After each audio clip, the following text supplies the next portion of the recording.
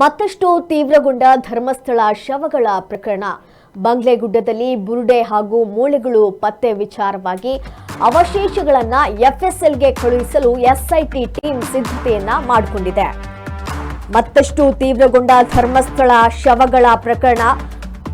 ನೇತ್ರಾವತಿಯ ಸಮೀಪದಲ್ಲಿರುವಂತಹ ಬಂಗ್ಲೆಗುಡ್ಡದಲ್ಲಿ ಬುರುಡೆ ಹಾಗೂ ಮೂಳೆಗಳು ಪತ್ತೆಯಾಗಿರುವಂತಹ ವಿಚಾರವಾಗಿ ಆ ಅವಶೇಷಗಳನ್ನ ಎಫ್ಎಸ್ಎಲ್ಗೆ ಕಳುಹಿಸಲು ಎಸ್ಐಟಿ ಟೀಮ್ ಸಿದ್ಧತೆಯನ್ನ ಮಾಡಿಕೊಂಡಿದೆ. ಮೂಲ ಪ್ರಕರಣದಲ್ಲೇ ತನಿಖೆ ಮುಂದುವರಿಸಲು ಸಲಹೆಯನ್ನ ಕೂಡ ನೀಡಲಾಗಿದೆ.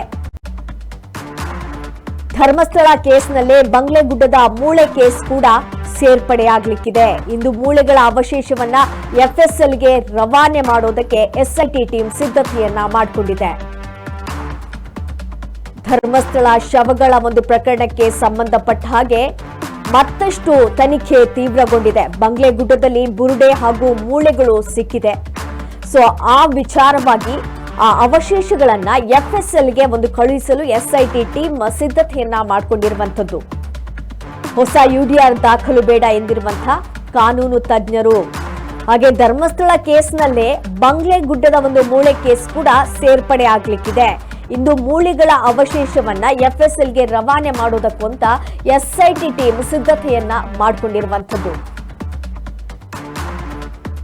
ಎಸ್ಐಟಿ ಟೀಮ್ ಭರದ ಸಿದ್ಧತೆಯನ್ನ ಕೂಡ ಮಾಡಿಕೊಂಡಿದೆ. ತನಿಖೆ ಕೂಡ ಚುರುಕುಗೊಳ್ತಾ ಇದೆ ಅಂತಾನೆ ಹೇಳ್ಬೋದು. ಸಾಕಷ್ಟು ಬುರುಡೆ ಹಾಗೆ ಮೂಳೆಗಳು ಕೂಡ ವಿಠಲಗೌಡನನ್ನ ಕರ್ಕೊಂಡು ಹೋದಂತಹ ಸಂದರ್ಭದಲ್ಲಿ ಆ ಬಂಗ್ಲೆಗುಡ್ಡ ಅಂದ್ರೆ ನೇತ್ರಾವತಿಯ ಸಮೀಪದಲ್ಲಿರುವಂತಹ ಬಂಗ್ಲೆಗುಡ್ಡದಲ್ಲಿ ಬುರುಡೆಗಳು ಹಾಗೂ ಮೂಳೆಗಳು ಪತ್ತೆಯಾಗಿದ್ದವು. ಆ ಸಂದರ್ಭದಲ್ಲಿ ಪತ್ತೆಯಾಗಿರುವಂತಹ ಆ ಬುರುಡೆ ಮತ್ತೆ ಮೂಳೆಗಳ ಅವಶೇಷಗಳನ್ನ ಎಫ್ಎಸ್ಎಲ್ಗೆ ಕಳುಹಿಸಲು ಎಸ್ಐಟಿ ಟೀಮ್ ಸಿದ್ಧತೆಯನ್ನ ಮಾಡಿಕೊಂಡಿದೆ. ಎಫ್ಎಸ್ಎಲ್ಗೆ ಕಳಿಸಿದ ನಂತರ ಅದು ಯಾರ ಮೂಳೆ ಆಗಿದೆ, ಯಾರ್ದು ತಲೆಬುರುಡೆ ಆಗಿದೆ, ಅದೆಲ್ಲವನ್ನ ಕೂಡ ಪರಿಶೀಲನೆ ಮಾಡ್ತಾರೆ.